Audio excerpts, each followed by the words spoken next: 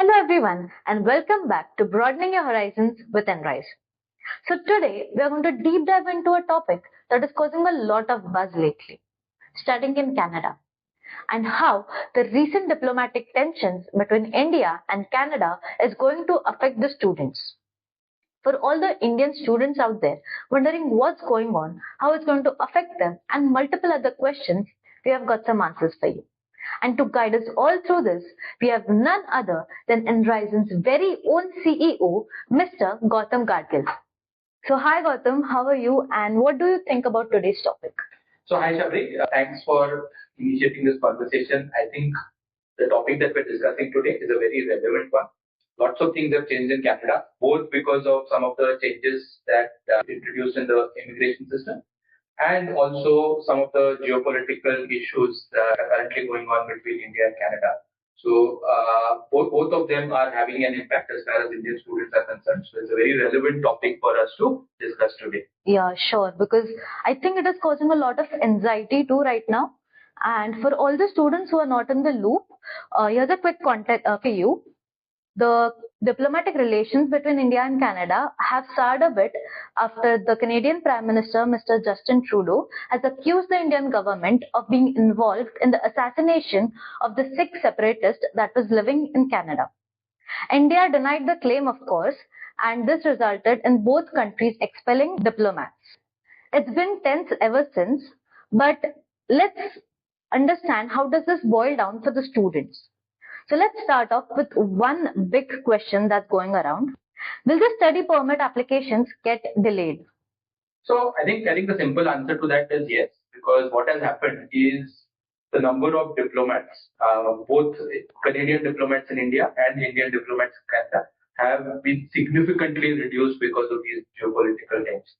Now, any country, when they're processing visa applications, need people in their sort of consulates and embassies to be able to process the visa application. As the number of people has reduced significantly, that will cause an impact on the processing times of visa applications. So, given that many of the Canadian diplomats have gone back, there is an expectation that there could possibly be significant delays in the processing of visa applications, unfortunately. So I think the delay will cause a bit of frustration. So how will the students cope up with it?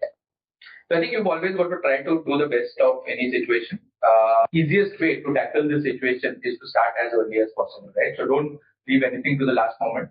Right from applying to universities, start as early as possible so that you get your decisions early. Gives you enough time to be able to apply for visas, right? So unfortunately, I don't think we have any time frames that we can prescribe because we really don't know how much visa is going to be delayed. But the advice right now would be just apply as early as possible. So if you're applying for fall 2025, get your applications in. So hopefully you get your decisions soon and you will be able to start your visa process early. So you are sort of in the front of the line to get your visas approved. Yeah, so the point here is we have to apply early. Now let's talk about visa restrictions. With India suspending the Canadian visas for a while last year, should the students be worried right now? So, see, this is still an evolving situation. So, you can never really predict what will happen in the future, and things could go both ways. But honestly, as of now, there are no restrictions that the Canadian government has placed on student visa. Right? So, the challenge is more an operational one in terms of actually processing the visa application.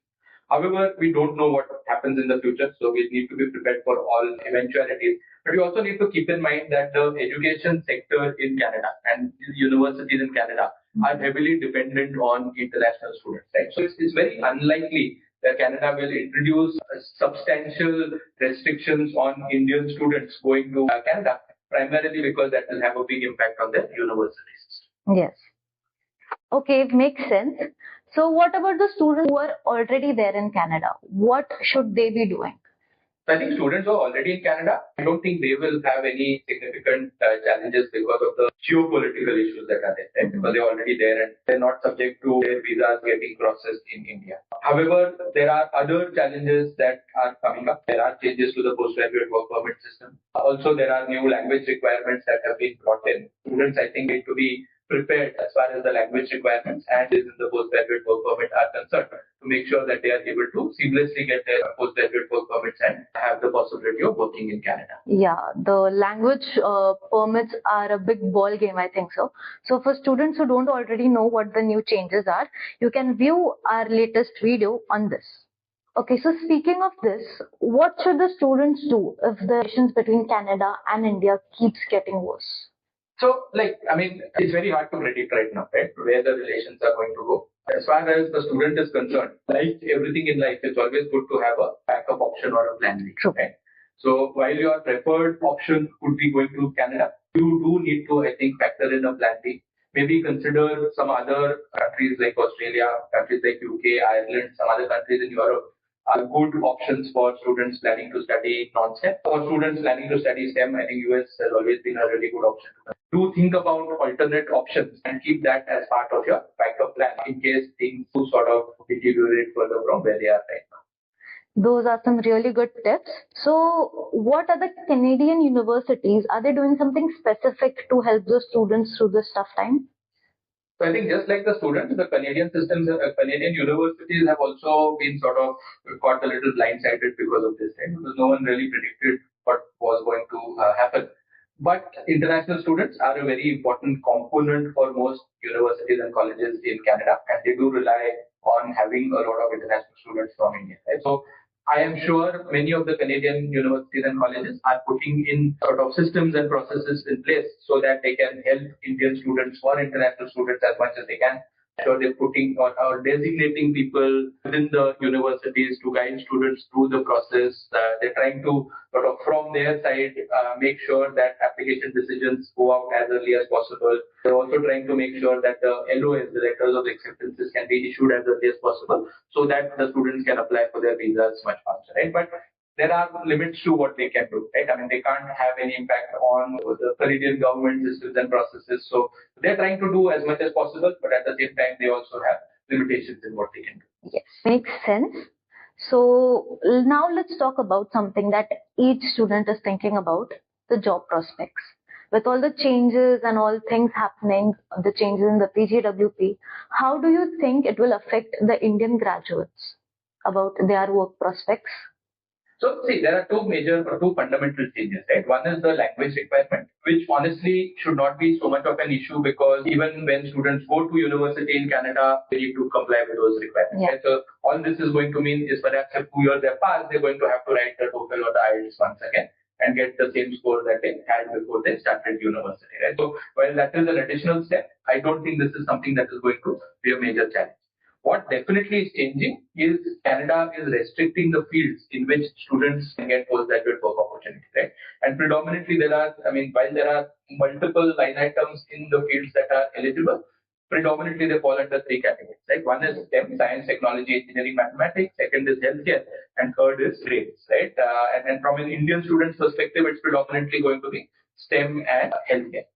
That is a huge change because majority of the students going to Canada were not actually STEM students or healthcare students. Right? Majority of the STEM students always preferred going to the US. So in many ways, Canada has followed what US had already done many years ago by focusing a lot more on STEM. Right? So I think students will have to factor this in while deciding which country to choose. So students not coming from a STEM background, I think Canada will become more challenging as US has been. So looking at other countries will be a wise decision. Students were sort of at the cusp of STEM and non-STEM. There are always ways in which you can actually do STEM programs in Canada, right? So like in the US, for example, business programs typically tend to be non-STEM.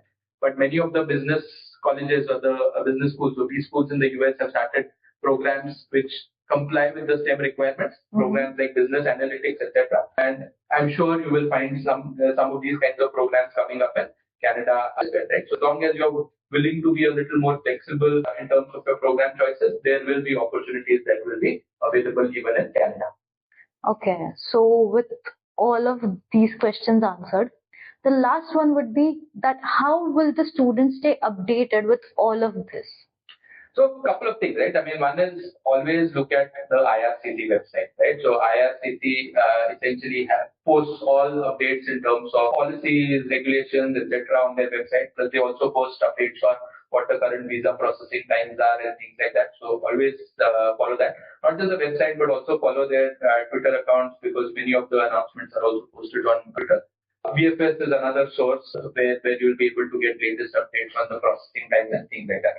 And like work with someone like a good counselor who can keep you sort of updated with all the changes that are happening, who can also keep you updated with other alternatives or options that you might have in other countries, etc. So I think having a good counselor will also be of benefit in uncertain times such as this. You mean Enrizon? Of course. So all the links to these websites are given in the description. So this conversation was super helpful. And for all the students, I hope we have answered some of the burning questions that you had. And if you enjoyed this, like karo, subscribe karo, and follow us on our Instagram handle. Until then, broaden your horizons with Enrizon.